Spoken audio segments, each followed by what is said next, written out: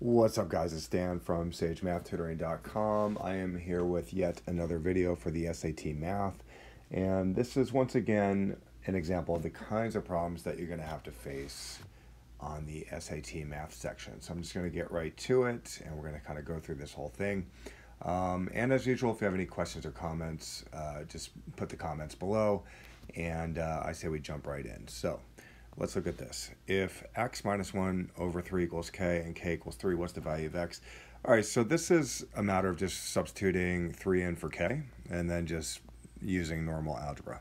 All right, so that's really what I would advise. And by doing so, you, of course, get to multiply both sides by the 3 right there. So I'll kind of do that right here. And in doing so, these cancel. Then you end up with x minus 1 equals 9x. Therefore, after adding 1 to both sides, gives you 10. That is the answer. Moving on. Okay, for I equals, okay, so that's, in a way, that's sort of like the definition of I, imaginary numbers. Now, some of you at home might not have done Algebra 2 or the level of algebra where, you know, you're there yet. But just know that I means radical negative 1. So let's keep going. The sum of 7 plus 3i plus negative 8 plus 9i. Well, you know, at the end of the day, this is a sum right here. So we could really just drop the parentheses. Like if it was minus right here, then I'd have to distribute the negative into both of these. But since it's just addition, the reality is we could just rewrite it only without parentheses. All right, so I'm going to do that right now. One thing I will do, though, is since it's like plus minus 8, you know, I'm going to just write minus 8. And then we still have this plus 9i. All right. And at this point, it's just a matter of, you know, getting clear on what the like terms are. And even though I seems like this special, like, weird thing, you really do want to just treat it like a variable for the most part. And at least in this case. So then we have 7 and negative 8 combined to negative 1. And the 3i and the 9i combined to positive 12i. And that is the answer. We are done. Moving on. On Saturday afternoon, Armand sent M text messages each hour for 5 hours. Tyrone sent P text messages each hour for 4 hours. Which of the following represents the total number of messages sent by Armand and Tyrone on Saturday afternoon? Well, really two ways of going about it. There's the sort of textbook algebra way of going about it. That is similar to what most students have learned in school. And then there is the make up your own numbers approach, which is very kind of common strategy for the SAT Math section. Pretty much any SAT Math tutor will talk to you about that strategy where in a way you just make up your own numbers. And one of the ways that you know that you can make up your own numbers is the fact that you have these variables in the answer and in the problem. So whenever that's the case, it's the case that you can make up your own numbers. So nonetheless, it says Armand sent M text messages each hour for 5 hours. So I'm actually going to make up the number. M is, we could say 10, and then they say Tyrone sent P text messages each hour for 4 hours. So I'll just say it's like, all right, well, P is 4, right? And then at the end of the day, we want to know which of the following represents total number of messages sent by both of these people. Well, Armand sent M text messages each hour for 50 hours, so or for 5 hours rather. So that is going to total 50 messages. And Tyrone sent P text messages each hour for 4 hours. So that's going to be 4 times 4, which gives us 16. And then adding 50 plus 16 gives us, let's see, that would be 66. So then the question is, which one of these answer choices would give us 66? And as it turns out, this one would give us 66. If you plugged in 10 for M and you plugged in 4 for P, you would see that this would give us 66. Now, did you have to do it this way? No. You could have just recognized that we're going to have to add, 5 times M to whatever, P times 4 is. And that's right here. And that is, in a sense, like what we did here. It's just that we used real numbers. All right, so that is the answer. Hope that makes sense. Moving on. All right, Kathy is a repair technician for a phone company. Each week, she receives a batch of phones that need repairs. The number of phones that she has left to fix at the end of each day could be estimated with this equation, where P is the number of phones left and D is the number of days she has worked in the week. Right, so we want to know, this is an equation that tells us the number of phones she has left. So the thing that stands out when it comes to these kinds of problems is that it's like 108 minus something. So that tells me that she probably started with 108. You know what I mean? Because it's like she started with 108, and then as time goes by, she loses like 23 phones or something, or, it's 23 phones less than what she had the day before.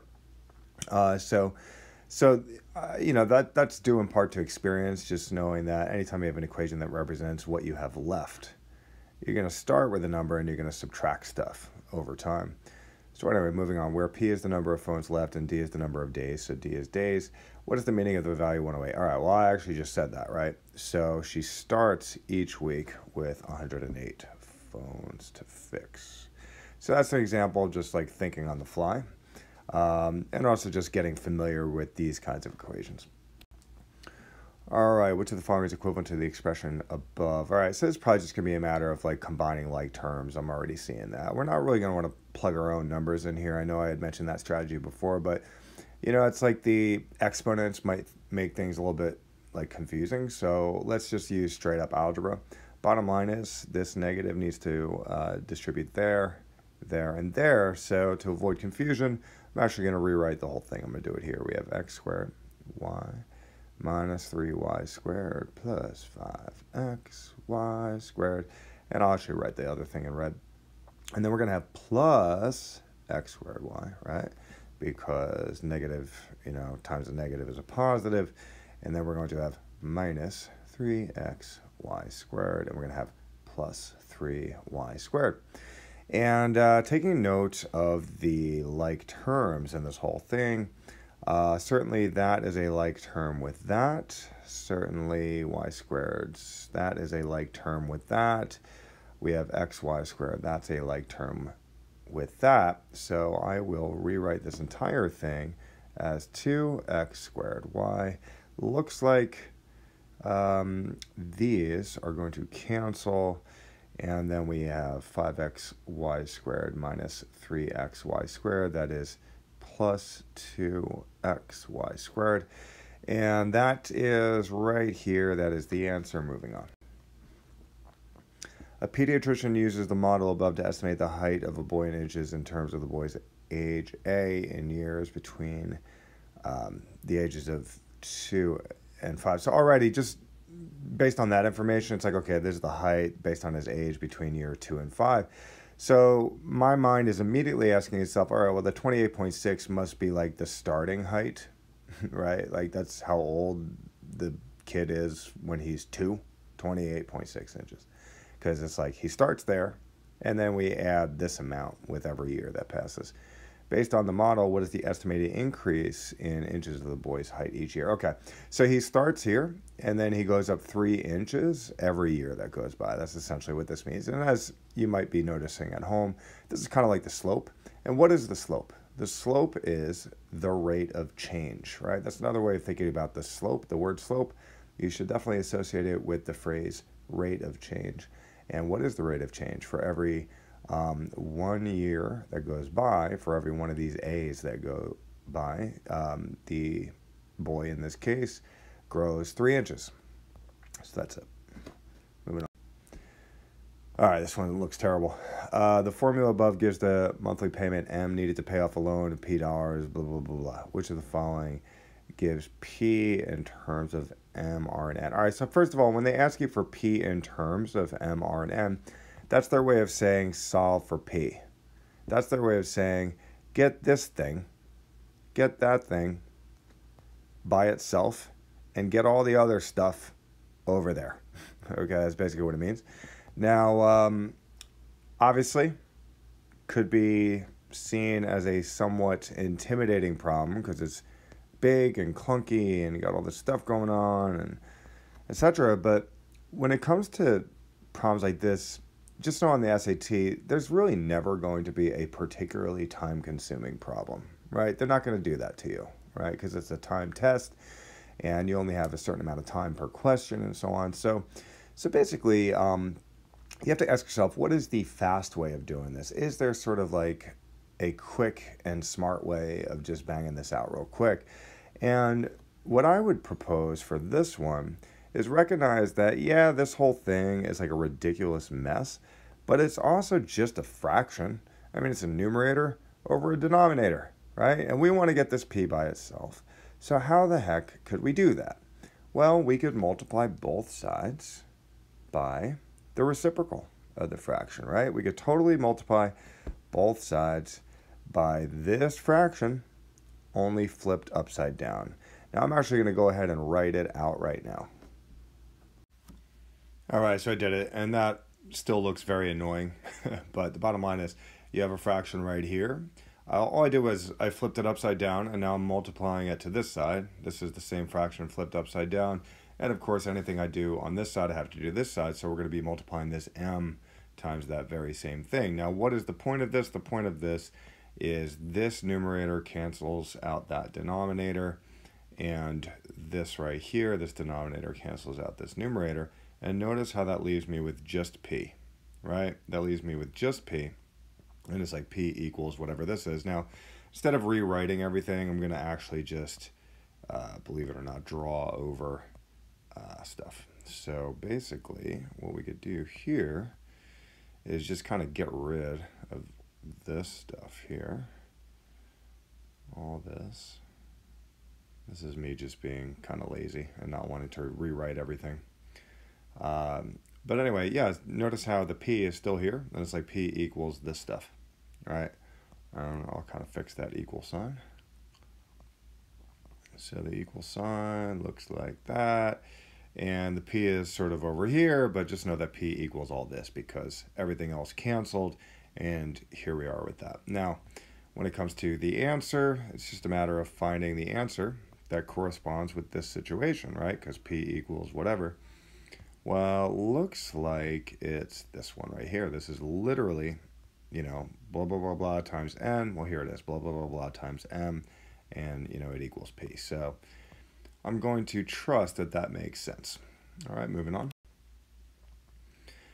If a over b equals 2, what's the value of that? All right, classic problem to actually plug in your own numbers. That would work here. You could choose a and a b. That would work. For example, 10 over 5 or something. So that would work. Yeah, let's actually do that. So if you plugged in, like if a equaled 10, if you're going to call a 10, then you have to choose a b. That would make sense. You know, 10 divided by what equals 2? And that's why I said 5. So imagine b is 5. So then we would have that, right? And then it's just a matter of going through the motions here. Okay, well, 4b over a, well, clearly that's going to be 4 times 5 over 10. And that's 20 over 10, also known as 2. That is a good way of going about this problem for sure. I will say, though, one thing you might want to take into account is if a over b equals 2, which it does, 2 is secretly 2 over 1. Okay, see, that's secretly 2 over 1. And,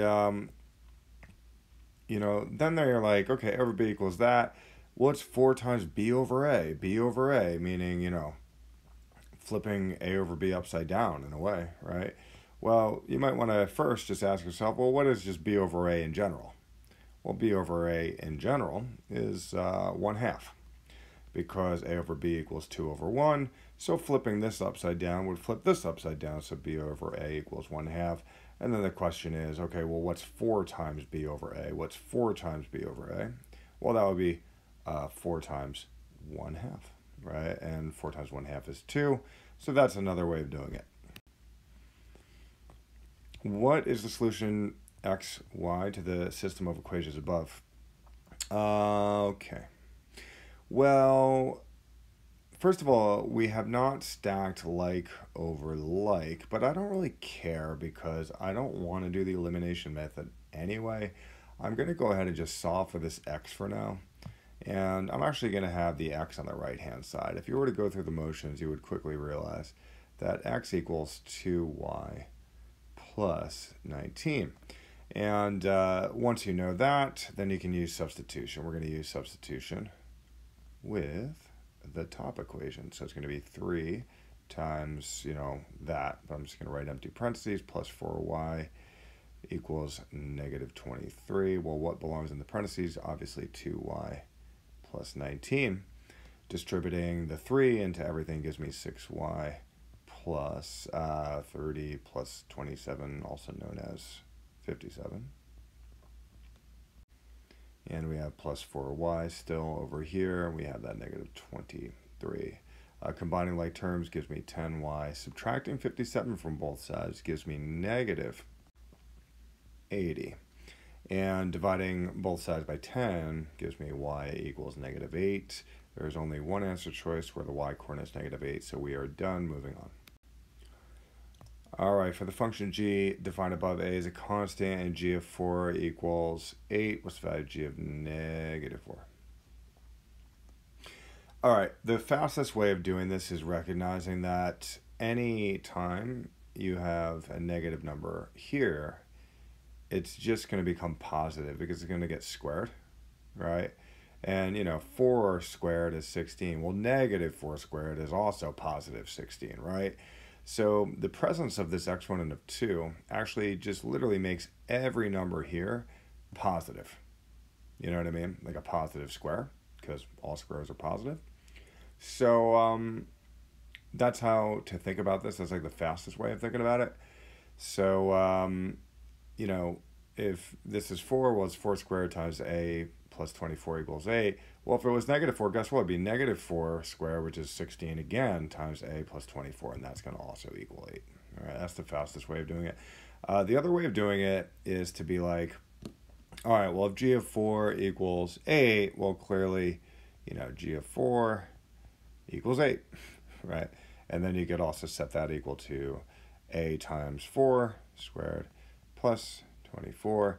And then I would just focus on this part right here and kind of go through the motions and solve for a. So you would have subtracting 24 from both sides gives me negative 16, and that gives me, and that's equal to a times 4 squared. Well, 4 squared is 16, so that's really 16a. And you would soon discover that a is therefore, after dividing both sides by 16, a is really negative 1. So then you could replace the equation such that g of x, or replace a in the equation, and really this is what you're dealing with, right? So in a way, you could just solve for a first, figure out what a is, and then just put it there, and then rewrite the equation, and then you would go through the motions of solving for g of negative 4 by simply substituting that negative 4 in for x. You would quickly discover that that also equals 8. So clearly, the way I did before, the reasoning process I employed before, is faster, right? But this is another way of doing it. And we have our answer right here. It's 8, right? Once again, recap, solve for a first by using the first clues that they gave you. When x is 4, g of x is 8. And then figure out what a is, rewrite the equation only with your new and improved a, which is negative 1 in this case, and then plug in negative 4 to get the answer. All right, in the equation above, B and C represent the price per pound in dollars of beef and chicken, respectively, X weeks after July 1st, blah, blah, blah. What was the price per pound of beef when it was equal to the price per pound of chicken? All right, well, the first thing to note is that the price per pound of beef is B, right? And the price per pound of chicken is C, and at the end of the day, they're asking for the price per pound of beef. So in other words, we actually want to solve for B. Very important that we recognize that that's what our ultimate goal is, because a lot of the students might just solve for X and then just leave it at that and think that that's the answer. But I know from experience that that's in a way a trap. I wouldn't be surprised if they trap you by actually having, whatever X equals as an answer here. Maybe not, but it might. So let's check it out. Bottom line is we want to know the price per pound of beef when it was equal to the price per pound of chicken. So in other words, force these equations to be equal to each other. Solve for X, and then once you know what X is, plug it back in and find B. So we're going to do that right now.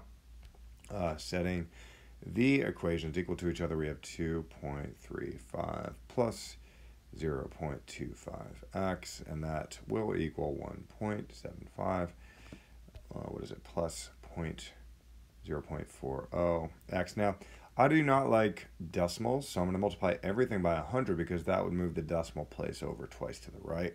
So I'm going to multiply everything by 100. In other words, I'm going to multiply both sides by 100 just to get rid of those decimals. As a result, I end up with 235 plus 25x, and that equals 175 plus 40x. And we are allowed to do that since, you can do anything, actually, as long as you do it to both sides. You can do anything. So then we have, let's have the x's over here. I'm big on keeping the x terms positive. So subtracting 25x gives me 15x over here. And subtracting 175 from both sides gives me 60. And 60 divided by 15 gives me 4. So x is 4. They're actually being very nice by not having 4 as a potential answer. So we're going to take 4 and we're going to plug it back in. Now 4 times 25 cents is just $1, so that's going to be $1 plus 235, which is going to be 335. That's the answer. Moving on. All right, a line in the xy plane passed through the origin has a slope of 1/7. Which of the following points lies on the line? Well, the equation of that line most definitely would be y equals 1/7x. And notice how the y-intercept is the invisible 0 that's over here. Why is that? Well, because, according to this line totally goes through the origin. All right, totally goes through the origin, which means that the y-intercept is right there. Also known as 0. It's not at 1, it's not at 2, it's not at -1, it's not at -2, but it's in 0, right? So it's like plus 0 right here. So nonetheless, we have y equals 1/7 x. All you got to do from here is just take each of these coordinates and plug it into the equation. So is it true that when x is 0, y is 7? Is that true? Well, I don't know. When x is 0, the whole thing becomes 0, because 1/7 times 0 is 0. So that's gone. Is it true that when x is 1, y is 7? Well, let's try it. When x is 1, we have 1/7 times 1, which is 1/7. It's not 7, so that's gone. Is it true that when x is 7, y is 7? No, you'd soon discover that's not true, and by process of elimination, that's the answer. Moving on. If x is greater than 3, which of the following is equivalent? All right, so yeah, let's put it this way. I'm just going to give everyone a trick of the trade when it comes to these kinds of problems. So when you have like fractions in the denominator, all right, like that, and by the way, they don't even have a common denominator, so they're particularly annoying. There's really multiple ways of going about this, but here's one way of going about it. You could ask yourself, what would be the least common denominator of these two fractions? What would be the least common denominator? Well, the least common denominator is the least common multiple of these two expressions, right? So you ask yourself, well, what's the least common multiple of these two expressions? Well, the least common multiple, also known as the least common denominator in this case, is x plus 2 times x plus 3. That's it. That's actually the least common denominator, also known as the least common multiple of those two expressions there. All right. Quotation marks, meaning we're repeating everything that's above. So what you want to do is just multiply the top and the bottom by the LCD.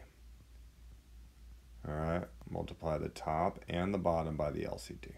And what that's going to do is it's going to cancel these. It's going to cancel those out.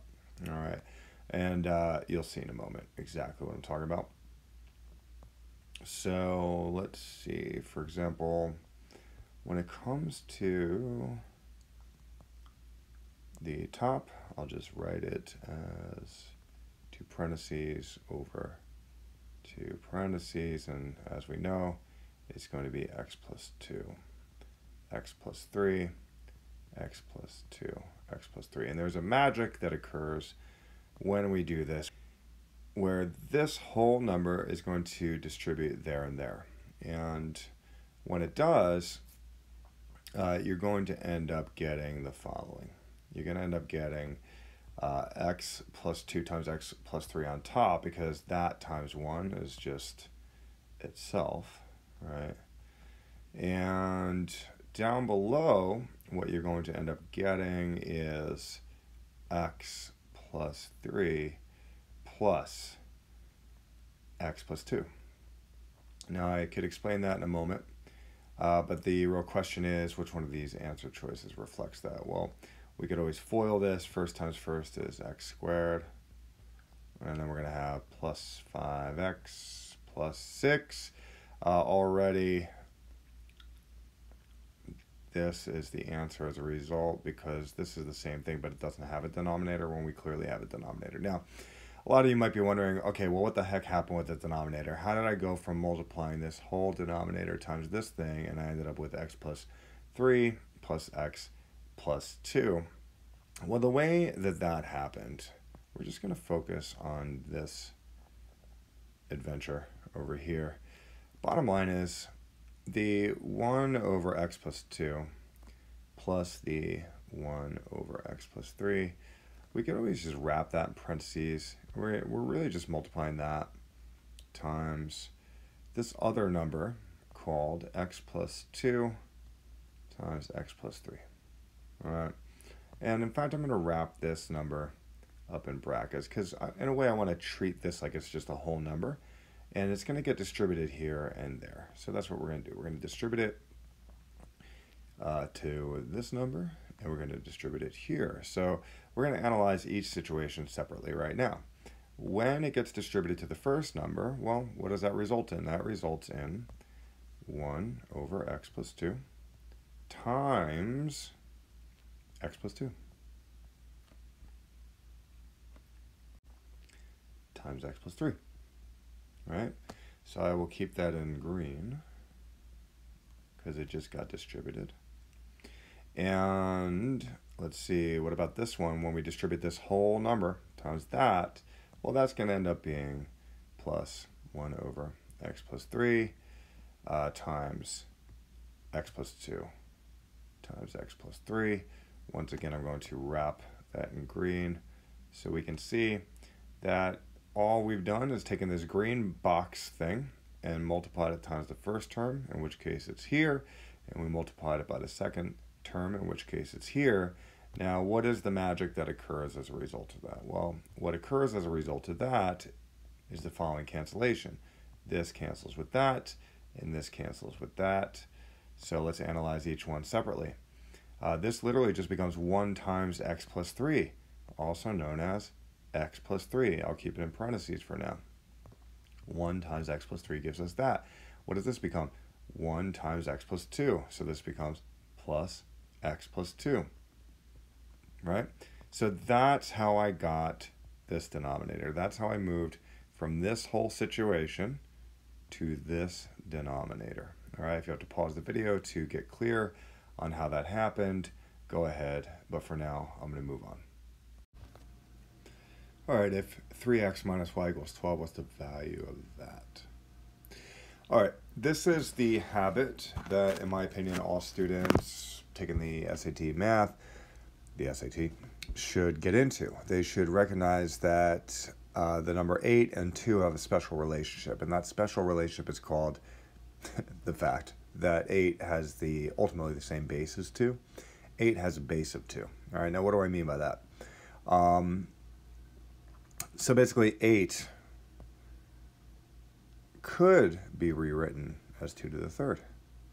So that means I could take this thing and rewrite that 8 as 2 to the third. So it's 2 to the third raised to the x all over 2 to the y, right? Now why would I want to do that? Well, you'll see. Basically, you could rewrite the top as 2 to the 3 times x all over 2 to the y. Now, how did I do that? Well, anytime you have a power raised to another power, you could just multiply the powers. So I did that, 2 to the 3x. And then I have 2 over y. Now, why am I doing that? The reason I'm doing that is because now I can employ another law of exponents that says that anytime you have the same base over the same base, but with different exponents, well, you can keep the base and then simply subtract the bottom exponent from the top exponent, right? For example, in case that's not clear, anytime this is like a separate case, imagine you had x to the 10 over x to the third. Well, that's really just x to the 10 minus 3, which is really just x to the 7th. And yeah, so anyway, that's a law that's important, and it's the same thing where you have the same base but different exponents. You're just going to keep the base, subtract the bottom from the top. There it is. Well, the good news is we already know what 3x minus y is because they tell us. They say that it equals 12. So really, this is just equal to 2 to the 12th power, which is a big number, but we don't need to find it because it's right there. All right, if this equals that for all values of x and a plus b equals a, what are two possible values for c? So we're interested in this coefficient right here. Yeah, this is a problem that shows up here and there on the SAT math where it's really just a matter of getting one side to sort of look like the other side. So this is a quadratic trinomial where you have three terms, the highest exponent being an exponent of 2. This is a situation where it's like a factored form of a polynomial. So what we could do is we could just FOIL this first and then compare the terms after that. And that should probably give us a clue about what to do next, actually. All right, so when I FOIL these two, what I end up getting is a times b x squared. That's a result of the first. Then it's going to be outer times outer. That's going to be 7ax. So it's plus 7ax. And then it's going to be inner times inner. So it's plus 2bx. And then it's going to be last times last. So that's 14 plus 14. And that whole thing equals, the other side. But we're actually just going to leave the other side. And I'm going to rewrite it as is because we're getting closer to getting both sides of the equation to look like each other, right? So we have this 14. Okay. Now this is kind of an interesting situation where it's like I could combine these, and get my middle term here because they are like terms, but my attention is first drawn to this first term on each side where it's ab x squared equals 15x squared. Well, basically, there's only one x squared term on each side. So that means that this has to equal that because nothing else over here is going to create an x squared and nothing else over here is going to create an x squared term. So this has to equal that. So therefore, AB must be 15. So I'm just going to write that up there. A times B equals 15. And then at this point, I look at the problem, and they also say that a plus b equals 8. So I'm just basically going to ask myself, like, what factors of 15 are such that when you add them, you get 8? Well, clearly, if a was 3 and b was 5, well, a times b would certainly give you 15, and 3 plus 5 would give you 8, right? A plus b equals 8. So these are two candidates, right? These are two candidates. And similarly, if A was 5 and B was 3, well, that would work as well. But let's focus on this one. So let's just imagine, okay, well, A is 3 and B is 5. So that means that, that's clearly 15x squared, right? And this would be plus 7 times A. Well, A is 3, so that's going to be 21x. 21x. And plus 2B, well, B is 5, so that's going to be 10x, right? So it's plus 10x plus 14. Now, we're looking for C, right? And C is the coefficient of the x term. I might as well just write this. C is the coefficient of the x term, as you can see. So let's find out, after combining these two like terms, what the x term is. So on the next line, it would be 15x squared. Combining these two gives me 31x plus 14 equals 15x squared. And I think probably most of y'all can see where this is going. Bottom line is, this is the x term on that side, this is the x term on that side, and clearly the coefficient's 31, so therefore c is equal to 31, and the only one that features 31 is this, so we are done. If t is greater than 0, blah, blah, blah, what is the value of t?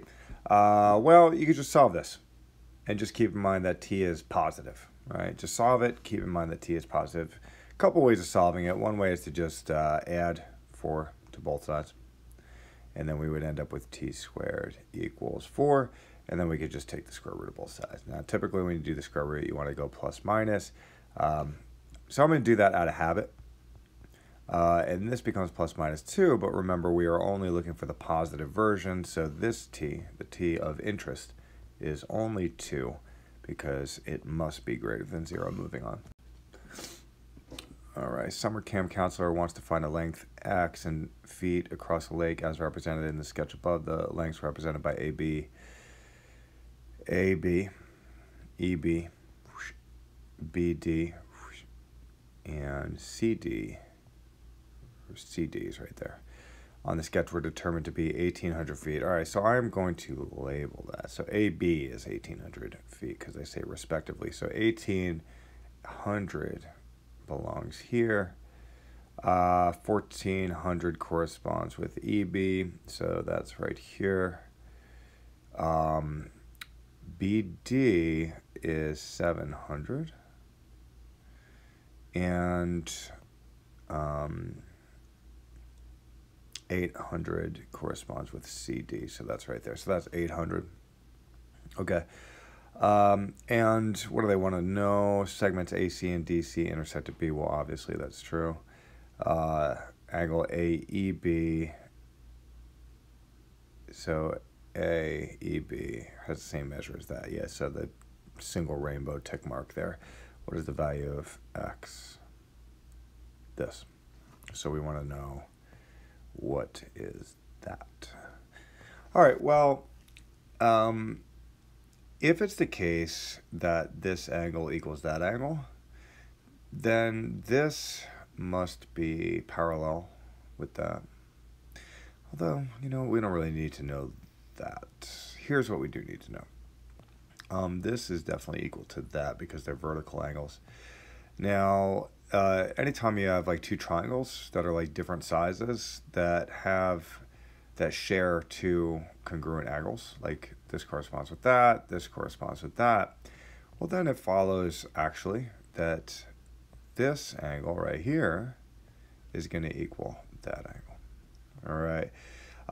Now, one way of knowing that is like, well, this plus, whatever this is must be 180 minus the sum of these two. So whatever this is must be 180 minus the sum of these two. And the sum of these two is equal to the sum of these two. So this angle must equal that angle. That's a way of thinking about it. So nonetheless, the triangles are therefore similar because any time you have two triangles that have congruent angles and are of different sizes, we call those similar. And similar triangles in general have proportional side lengths. Proportional side lengths. Now when it comes to these where like this angle corresponds with this one, and you have this crisscross situation, what that really means is that this right here, this side, corresponds with that side, okay? So you got to ask yourself, all right, well, the side lengths are proportional. How did I get from 700 to 1,400? Well, I multiplied this 700 times 2. So in order to get this x, I got to multiply 800 times 2. All right, that's the way of thinking about it. And that becomes 1,600 right there. So another way of putting it, and I'll just kind of be a little bit more thorough with it. The truth of the matter is triangle, we'll say ABE is similar to triangle, I have to be very careful about this part, CBD.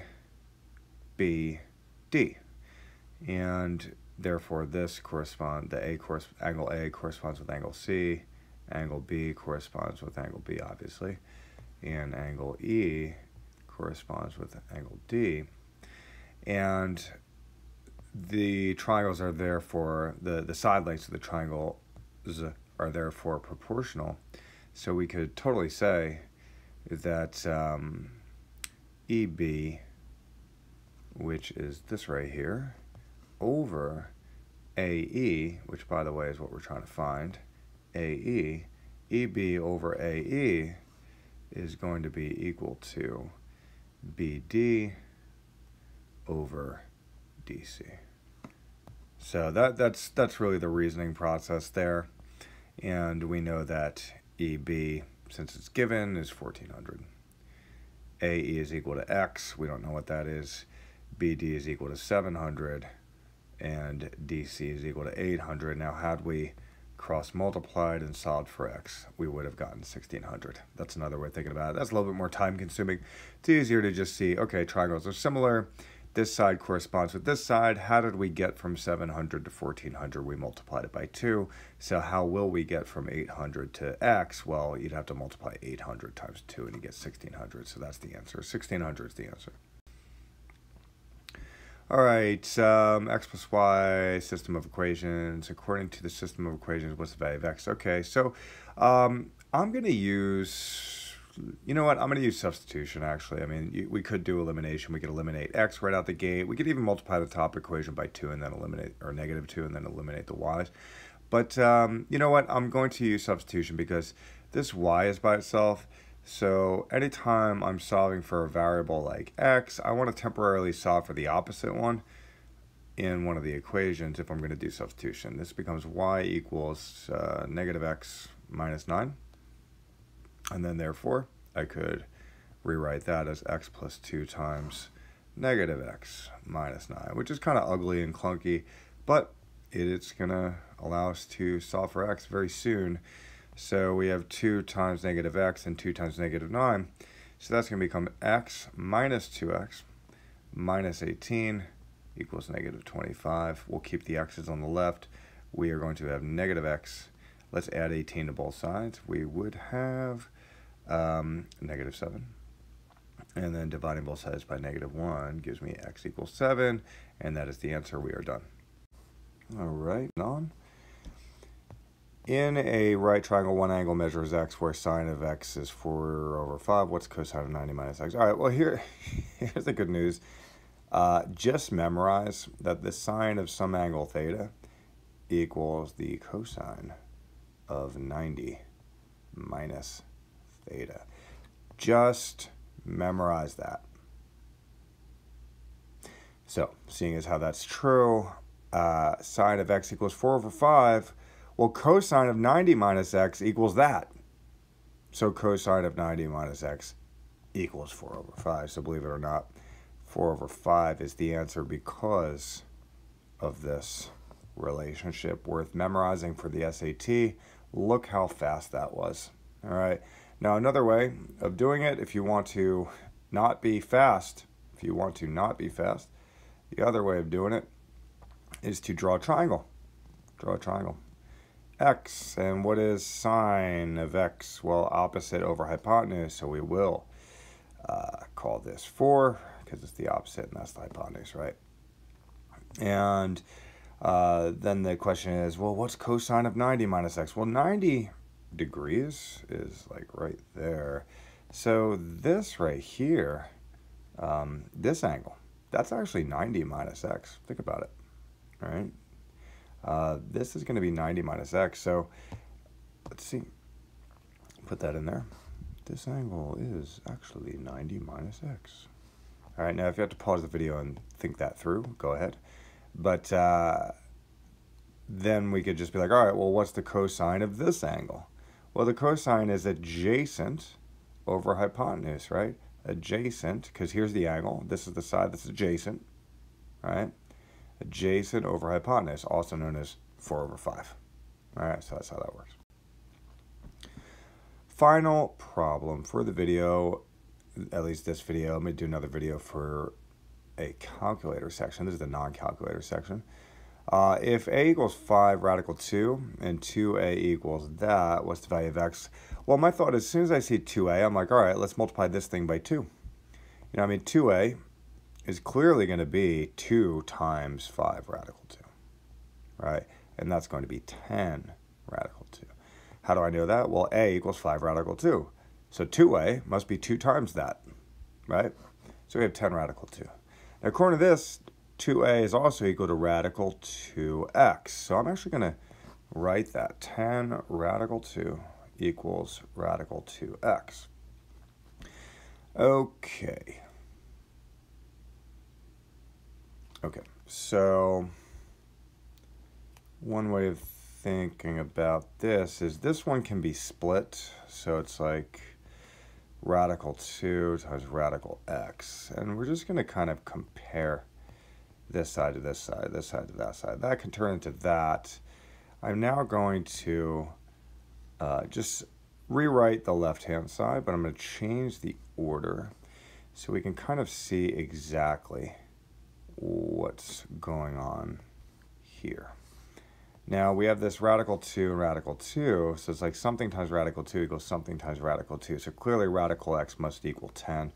But we could also just divide both sides by radical 2, actually. That might be a better way of thinking about it. And cancel, cancel. And we are then left with radical x equals 10. So the square root of what number equals 10? Well, that would be 100. You know, the square root of x equals 10, therefore it would be 100. Now let's say you didn't want to just use, you know, what I see as like maybe common sense or something. You could always, you know, solve for x by getting rid of this radical symbol, and the way that you would do that is by squaring both sides. That's the more like textbook approach. And in doing so, the exponent of 2 cancels that radical symbol, and then we have x equals 10 squared, which is 100, and that's the answer. All right, so I hope that was helpful. That is, again, examples of the kinds of math problems that you could expect on the SAT math section.